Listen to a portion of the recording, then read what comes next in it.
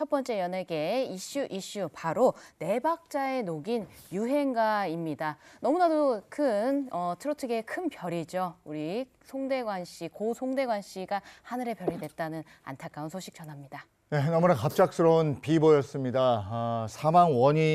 고인의 사망 원인이 심장마비였습니까? 네, 그렇습니다. 지난 7일이죠. 향년 79세의 나이로 세상을 떠나게 됐습니다. 고인의 유족에 따르면요. 고인은 최근에 몸이 좋지 않아서 응급실을 찾았다고 합니다. 그리고 치료를 받던 도중에 심장마비로 갑작스럽게 이 세상을 떠나게 됐다라고 설명을 했습니다. 네, 정말 믿기지 않는데요. 그런데 고인의 별세 날짜가 더욱 안타까운 좀 의미가 있다면서요. 또 이런 일이 있더라고요. 고인이 송대관 씨가 이제 세상을 떠나신 날이 어머니가 9년 전에 세상을 떠나신 날하고 같은 겁니다. 그러니까 어머니 기일이었던 거예요. 2013년이었죠. 아내의 부동산 투자 실패 또 여러 가지 사생활 문제가 겹치면서 무려 280억 원의 빚을 떠안게 됐어요. 그 빚을 그렇게 막 고령의 나이도 하루 막 5차례 막 밤무대 뛰면서도 또 어머니의 병환을 계속 옆에서 지켰고, 그리고 9년 전이었던 2016년 2월 7일 어머니를 떠나보낸 뒤로 늘 그리움을 표현하던 그런 송대관 씨였는데 이제 어머니 곁으로 가셨습니다. 정말 가슴 아픈 우연 이렇게 얘기를 할 수밖에 없는데, 고인은 마지막까지도 트로트 대부로서의 열정을 이어오셨죠? 네, 그렇습니다. 고인은 이 6년여 만인 지난해 11월 신곡을 발표했습니다. 그리고 최근까지도 무대에 올랐는데요. 그 곡의 제목이 바로 지갑이 형님입니다. 고인은요, 이 노래에 대해서 가진 사람들이 지갑을 꽉꽉 잠그고 안 열잖아요. 그래서 이 지갑이 형님이다라고 비유법을 쓰게 됐다. 재밌다. 전체를 들어봐야 한다라고 이 신곡에 대한 애정을 나타내기도 했습니다. 이 노래 한번 들어보시면서 이전에 그 해뜰 날이라던가 굉장히 유행가라던가 이 노래들과는 어떻게 또 차별점이 있는지 비교해서 들어보시는 것도 굉장히 재밌으실 것 같아요. 네, 그래서 저희가 또 이 노래 안 들어볼 수가 없습니다. 이제는 또 고인의 유작이 된 노래 지갑이 형님 잠시 들어보겠습니다.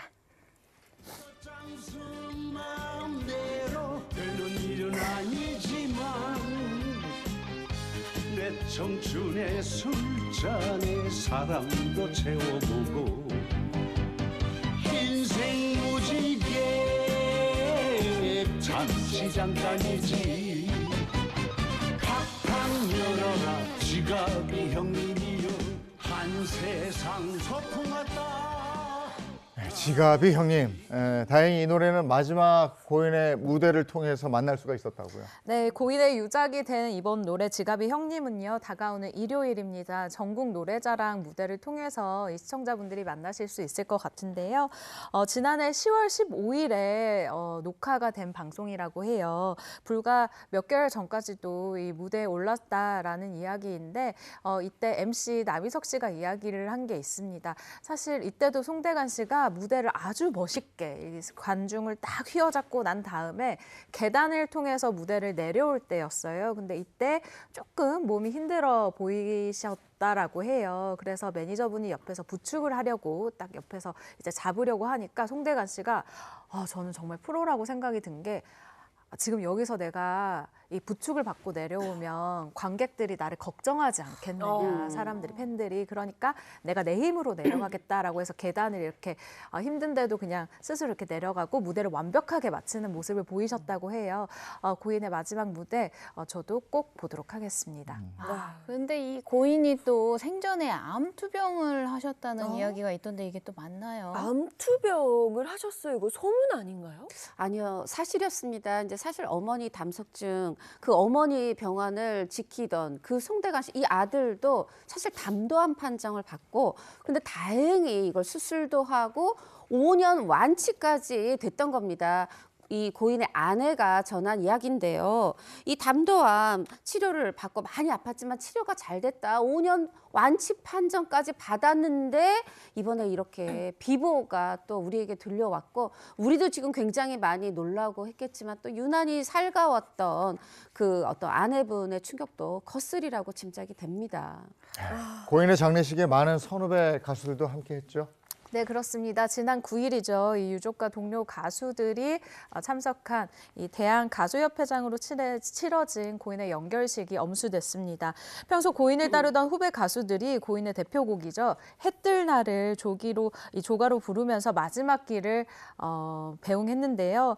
희망찬 노래 가사처럼 노래는 희망을 노래하지만 이 장례식장에는 여기저기서 흐느낌이 터져 나왔다고 합니다. 이 트로트 4대 천왕 중 한 명인 서른도 씨는 가수는 결국 무대에서 시작해 무대에서 생을 마감한다. 마지막까지 무대에서 하고 싶은 일을 웃으며 하다가 가셨기에 마음은 아프지만 위안이 된다. 형님 빈자리를 사랑으로 채워주시기를 바란다라고 고인을 애도했고요. 또 네. 제가 어제 또 강진 씨를 만나고 왔어요. 우리 강진 씨 하면 또 행복한 아침에 또 식구 아니겠습니까?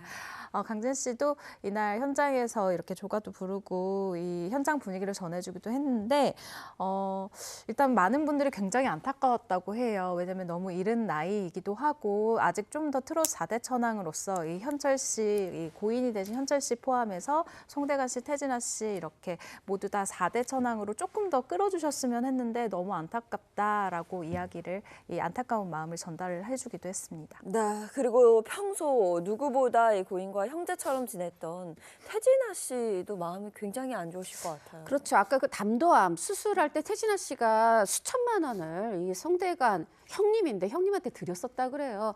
그런 인연도 있고 본인도 많은 이제 도움을 받고 했는데 이 태진아 씨가 얘기하기를 형님은 항상 저에게 멘토였던 분이다. 근데 형님이 하늘나라를 가서 이제 방송에도 재미가 없을 것 같다 하면서 지금 이 사흘 내내 이제 이 빈소를 지키면서 밥도 못 먹고 술로 배를 채웠다 이렇게 밝히고 있는데 아까 우리 최 기자가 전한 이제 강진 씨를 비롯해서 강진 씨도 또 저도 이제 들어봤는데 여러 가수들이요. 한 번 조문 왔다 가고 끝난 게 아니라 첫날부터 와서 네네. 마지막 발인할 때 운구까지 운구할 때 또 그런 강진 씨 모습도 보이고 하더라고요.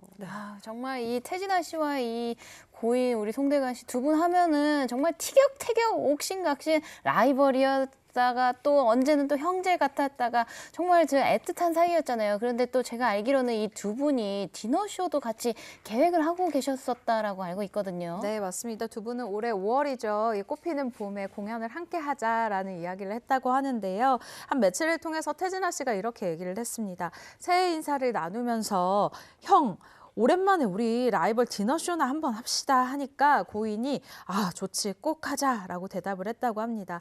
그리고 돌아가시기 전날까지도 이 공연 순서와 노래를 계속해서 선정을 하고 있던 중이었다고 해요. 태진아 씨도 마찬가지고요. 이번 이별이 더욱 안타깝게 느껴지는 이유 중 하나입니다. 서로 다르지만 운명처럼 얽힌 인생을 살아왔던 두 사람인 거죠. 맞습니다. 생전에 이 송대관 씨가 태진아 씨에 대해서 이렇게 얘기한 적이 있어요. 우리는 굉장히 다르다. 예를 들면 태진아는 하이톤이고 나는 저음을 사용한다. 근데 또 공통점도 있는 게 우리는 좋아하는 의상 스타일도 똑같다. 아까 영정 사진 보셨나요? 주황빛의 오렌지빛의 재킷을 입고 계셨는데 그런 의상 스타일도 비슷했던 거죠.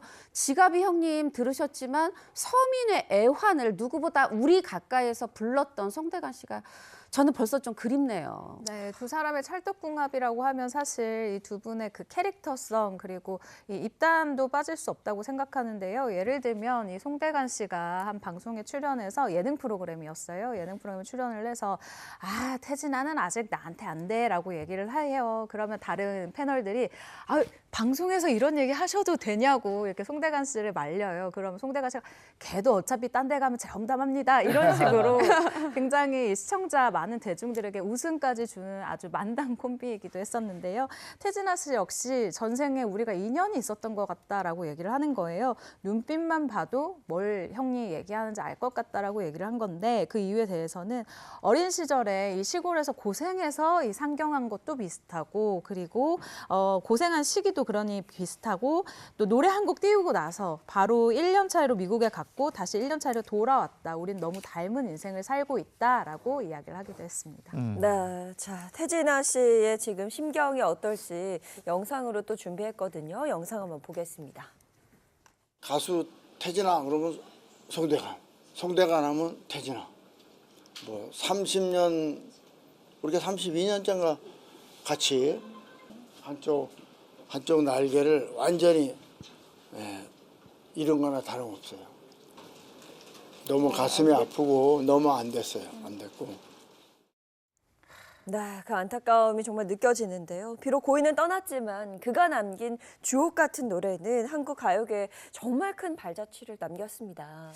해 뜰 날, 네 박자, 차표 한 장. 좀 아까도 말씀드렸지만 굉장히 서민적으로 친숙한 그런 노래로 저는 눈물보다 웃음을 많이 주셨던 그런 분으로 기억하고 싶은데요. 특히 해 뜰 날 요게 이제 75년, 76년, 뭐 77년까지 굉장히 인기였어요. 이게 어느 정도 인기였냐. 그래서 결국 이게 가수왕, 최고 인기 가수상, 10대 가수상 3관왕에 오르게 하면서 송대관 씨의 8년 무명을 날려버리는 그런 인생곡이 됐는데요. 사실 뭐 또 그 뒤에도 1990년대에도 인기였고 트로트 4대 천왕으로 90년대, 2000년대에도 사실 아이돌하고 그렇게 경쟁했던 그런 송대관 씨였죠. 참 어려운 시절에 누구나의 주제가였습니다. 언젠간 쨍하고 해 뜰 날이 나에게도 오겠지 이러면서 많은 분들이 불렀고 그만큼 대단한 인기를 누렸죠. 맞습니다. 그때 인기 정말 대단했는데요. 고인은 그때 인기 어떻게 기억을 하고 있었는지 영상으로 또 한번 만나보시죠. 쨍하고 해뜰 날 돌아온단다.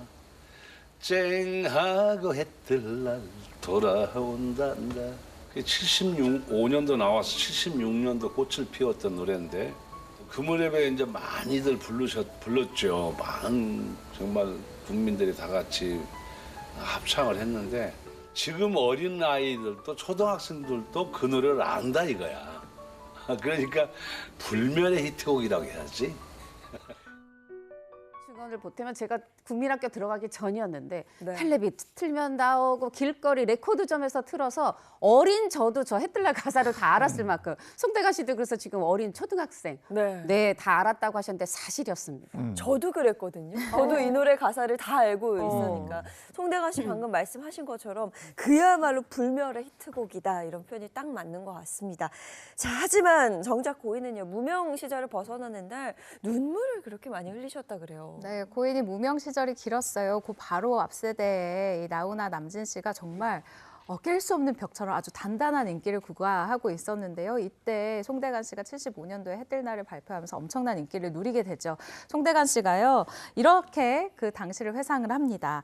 시상식 끝나고 집에 가는데 참 허무했다. 무대 위는 화려했는데 혼자 자취하던 문간방에 돌아오니 외로웠다. 혼자 트로피를 놓고 눈물을 흘렸다.